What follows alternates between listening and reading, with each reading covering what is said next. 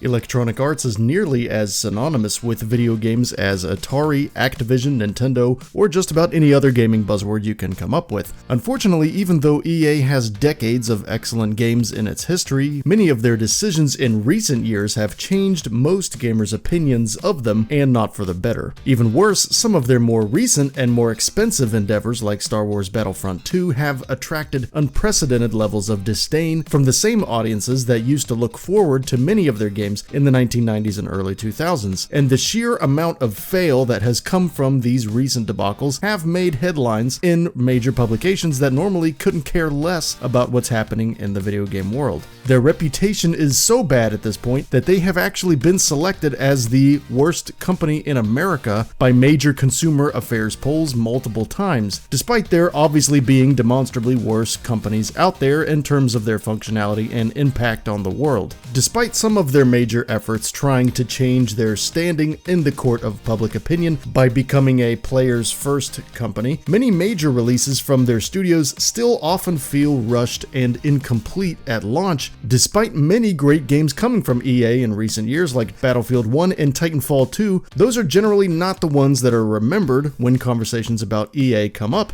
which I would argue is a little unfair to the legacy of EA, but it still doesn't change the fact that Electronic Arts has indeed dropped the ball too many times when they really should have held onto it. In 2017, they staggered many longtime fans when they shut down Visceral Games, the studio responsible for the excellent Dead Space series, and not only did they shut Visceral down though, as a sadistic twist of the knife, EA also canceled Visceral's highly anticipated Star Wars game, which was looking great and many people were excited to see more of it. Many other bad decisions followed, and it was capped off by the debacle that was Star Wars Battlefront 2, where EA not only dropped the ball but kicked it over the fence and into the neighbor's yard, never to be seen again, with the loot box system that was so invasive to the gameplay that it basically turned the game into little more than a digital insult to Star Wars fans, gamers, and Disney all at once. Three groups nobody really wants to irritate. So how did that happen? Why did the same company that helped bring us timeless gems like Road Rash, the Burnout Series, Mirror's Edge, 3 decades worth of great sports games, and countless others end up turning into the same company that releases unfinished games and took one of the world's most adored franchises in Star Wars and turned it into a $60 slot machine? What the hell happened to EA? The founder of EA, Trip Hawkins, was a curious and creative kid who loved games and eventually worked his way into working with Apple in the 1970s. Soon after Apple took off, he transitioned into his own company,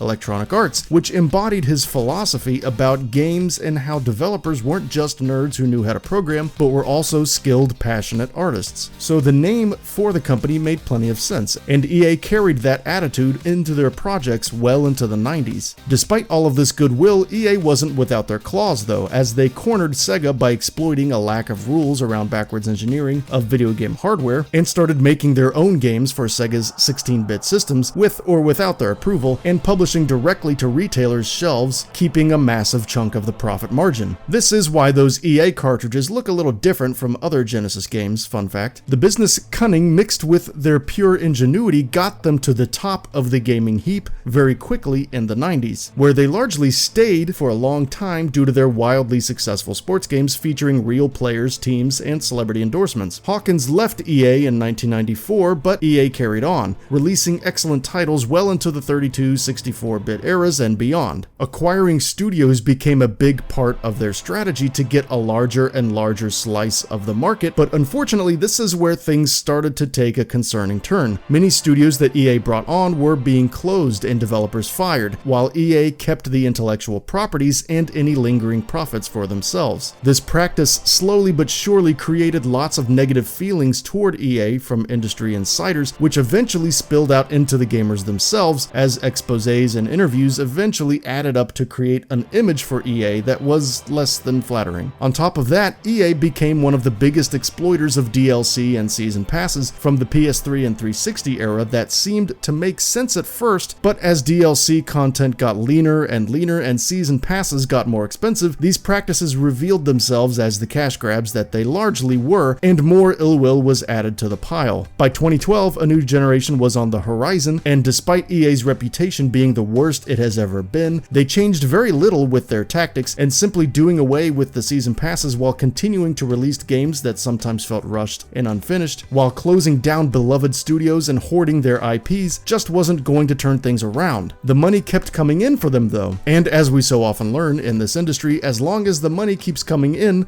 reputation be damned. This is a school of thought that makes sense in boardrooms where top company officials are just doing everything they can to increase sales for the next fiscal quarter and please shareholders in the short term, but as we have also learned in this industry, it also sets everyone up for a time bomb. And when you take that approach to any company, the question is no longer if bad results are down the road, but rather when will those bad results show up. This is largely what seems to have happened to EA. Short-term goals have kept EA humming along for many years without true commercial failure, but as they continue to test the surface tension of the water of gamers' loyalty to their favorite franchises, they drove themselves closer and closer to where they are now. Star Wars Battlefront 2 blew up in EA's face, and now they are truly at a reputation low. But now that it has affected sales greatly, EA suddenly finds themselves with not just a PR nightmare, but a fiscal one if they don't turn things around quickly. This is a problem that would never have gotten this big if they would have dealt with it many years ago with actual changes, but here they are. Battlefront 2 was the last straw in a lot of ways for a lot of gamers, and the fallout of how they handled that game will be felt for many years to come. But the important lesson here is that the drama surrounding it doesn't have as much to do with that particular game's failure itself, but rather this is the culmination of many years of putting profits before players. EA spent a long time making this bed, and now they have no choice but to sleep in it.